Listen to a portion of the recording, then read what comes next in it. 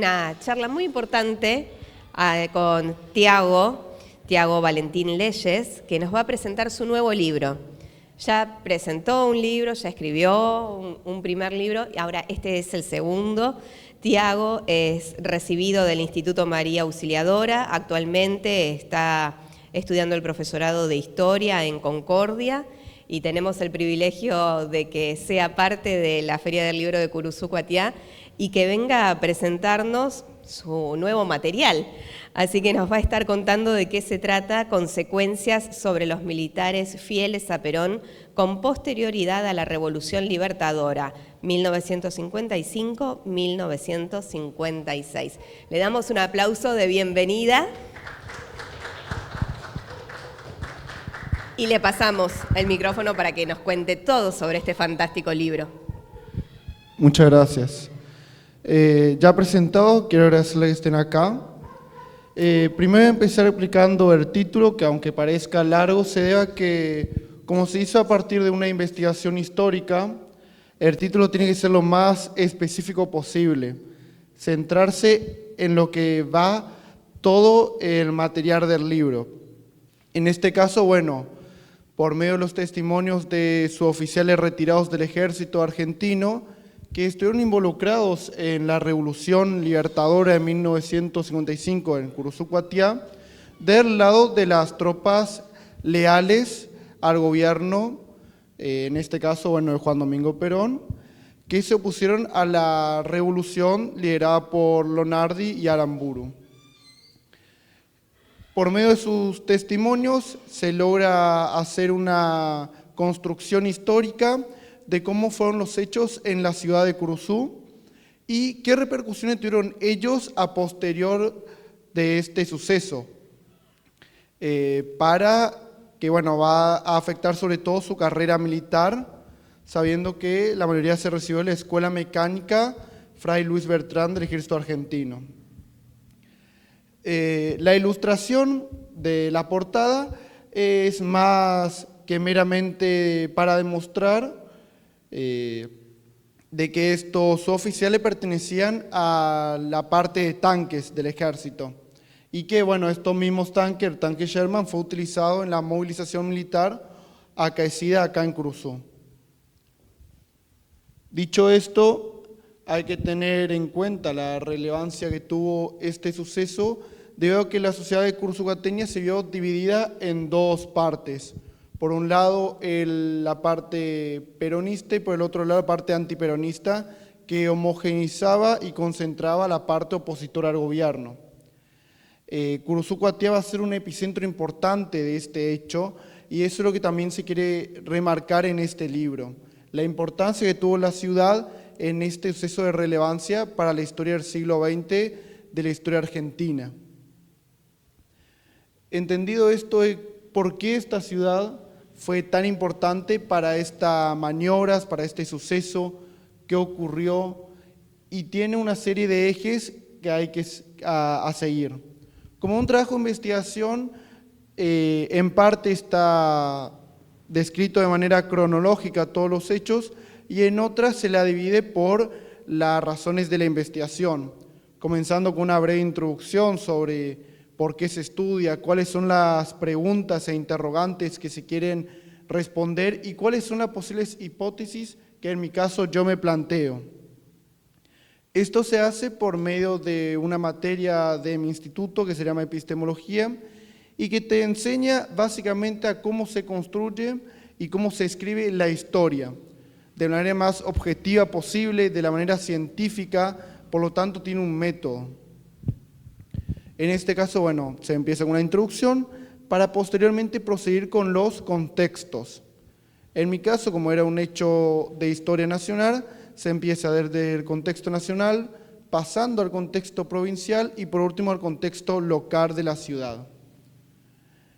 Seguido eso, se empieza con un estado de la cuestión, donde se revé todo lo escrito sobre este hecho en particular.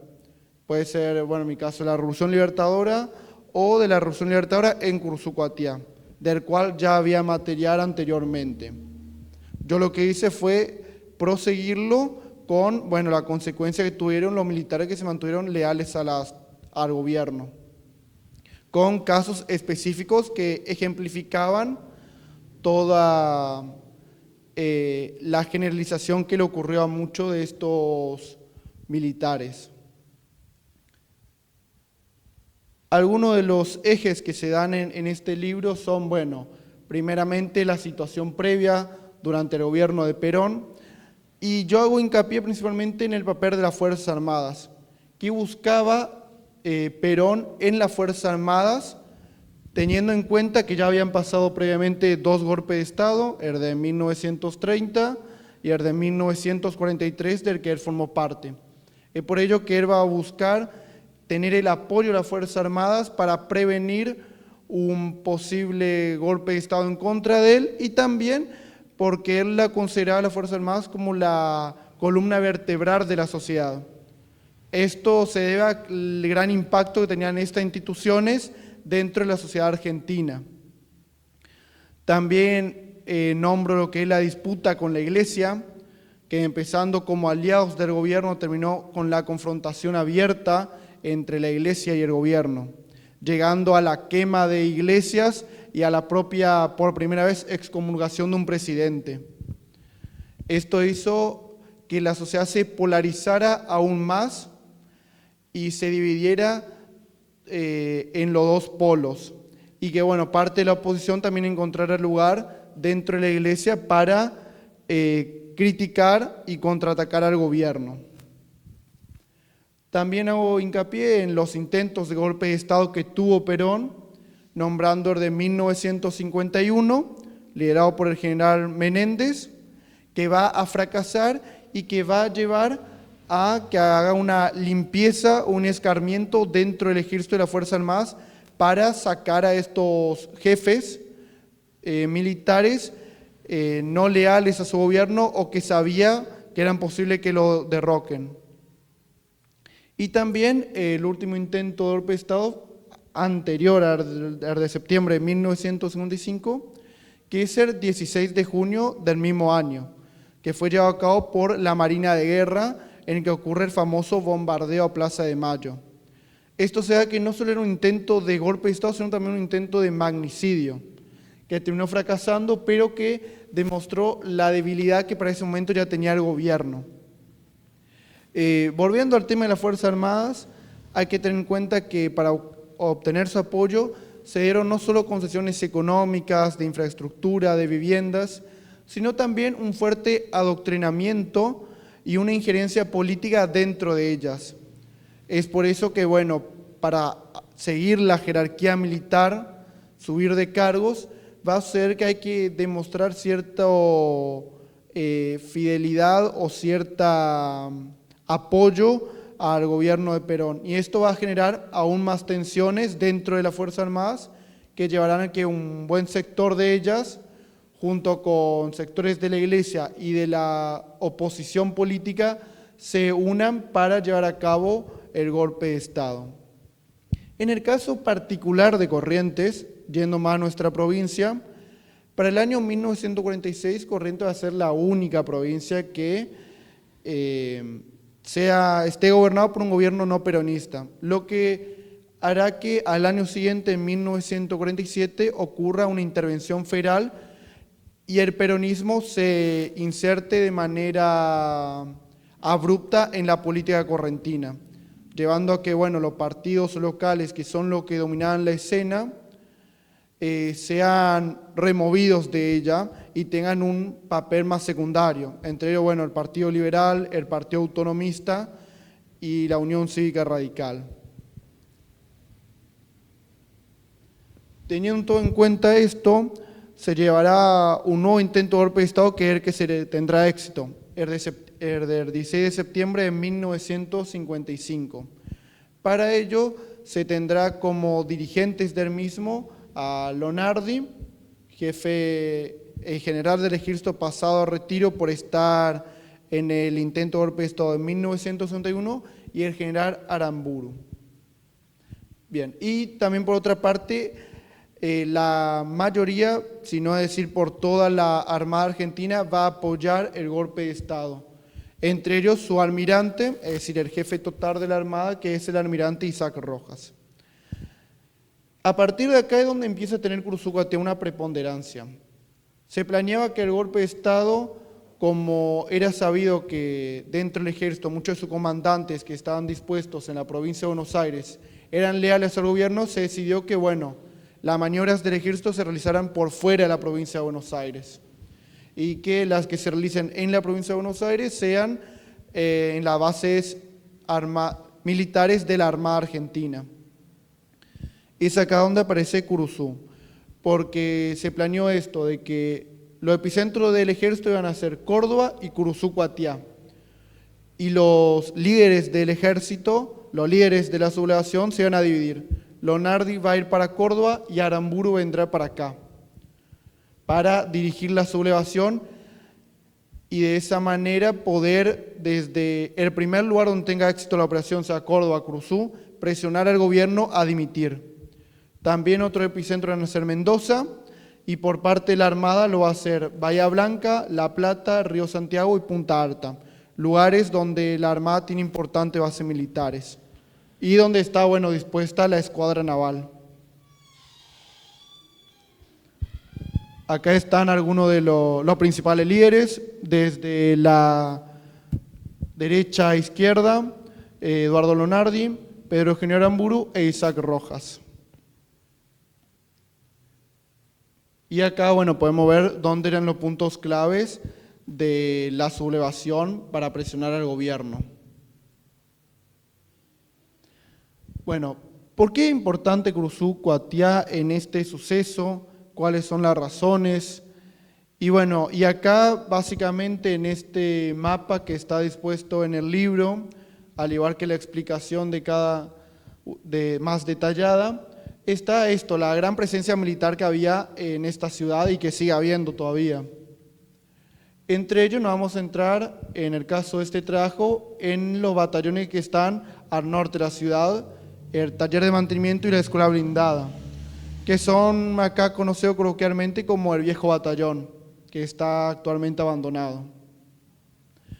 Todo esto, gran concentración militar, va a hacer que se planee que, bueno, sublevar la ciudad y que todas las unidades militares se plieguen al golpe, se unan a las unidades que están dispuestas a hacer mercedes y dirigirse en dirección sur, a la ciudad de Chajarí, Concordia, Montecasero y Concepción del Uruguay,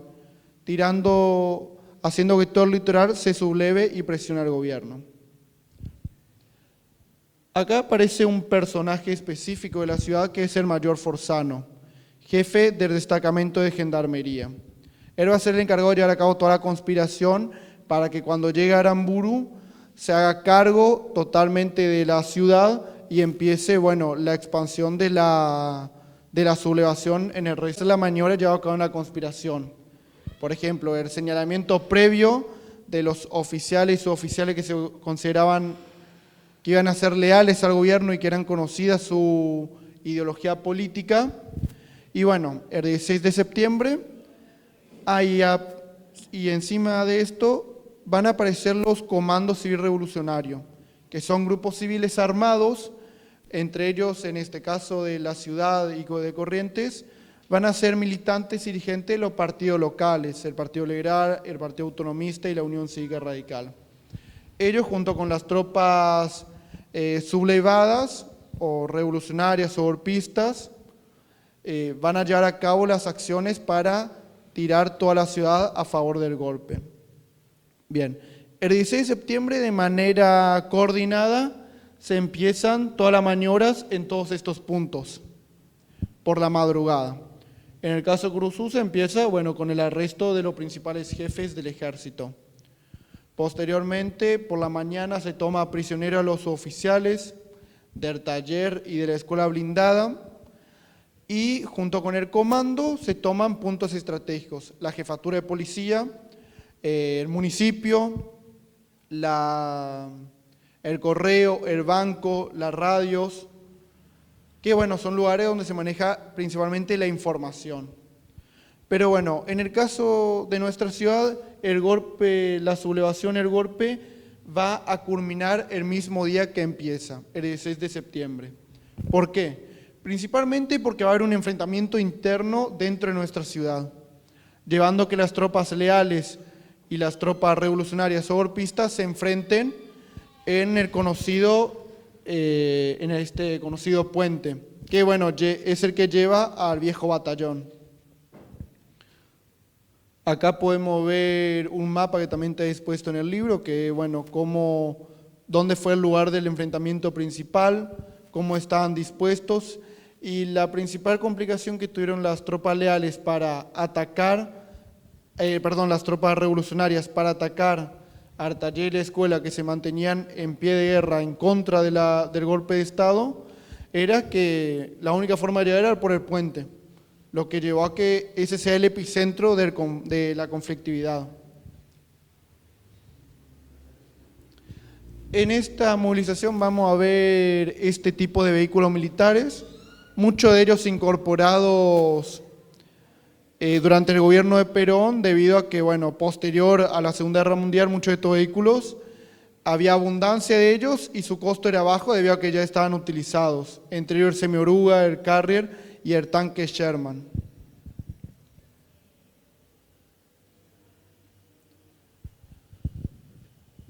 Por la noche, al mediodía del 16 de septiembre va a llegar a Aramburu y posterior a ese tiempo que llega ocurre el enfrentamiento con las tropas leales y las revolucionarias. Para la noche va a llegar a una neutralidad, se va a dialogar entre ambas fuerzas, se va a llegar a un acuerdo y se van a retirar las tropas sublevadas. Pero ¿qué ocurre? Desde Mercedes y Paso Libre se están preparando fuerzas leales al gobierno para atacar Curuzú y dar por terminada la sublevación. Y estos mismos suboficiales de Artallé y la escuela abandonan la neutralidad y atacan nuevamente, por lo que para la noche de ese día la sublevación cae y sus dirigentes se tienen que huir. Aramburu va para Paso de los Libres y de ahí va a hacer un camino hasta Córdoba para reunirse con Lonardi y seguir las operaciones. Y en el caso del mayor Forzano, que era el que dirigía la conspiración en nuestra ciudad, va a huir para Goya, pero va a terminar apresado en el camino porque va a ser interceptado. Toda esta conflictividad que hay en nuestra ciudad también ocurre dentro de la misma, no solo en las cercanías de los batallones. Desde el taller y la escuela van a venir tanques Sherman hasta la Plaza del Grano y tomarán la jefatura de policía apuntando justamente con los cañones de los tanques y bueno, así van también a apresar a los miembros del Comando Civil Revolucionario. De esta manera, y terminada la situación de riesgo en nuestra ciudad, el litoral, que bueno, Curuzú iba a ser el centro de la sublevación en el litoral y Santa Fe quedan apartados de los siguientes hechos del golpe de Estado. En cambio, en el resto de la ciudad, en el resto del país va a continuar. Esto también se marca en el libro cómo es día por día todos los sucesos del golpe de Estado, hasta llegar al 21 de septiembre y al 23 de septiembre, donde, bueno, finalmente Eduardo Lonardi e Isaac Rojas llegan a Buenos Aires y asumen la presidencia. Lonardi como presidente provisorio e Isaac Rojas como vicepresidente. De esta manera es que se hace un contraste entre, bueno, lo que está pasando a nivel nacional y lo que está pasando a nivel ciudad acá local. Para, bueno, en nuestro caso terminan los hechos, en el resto del país continúan.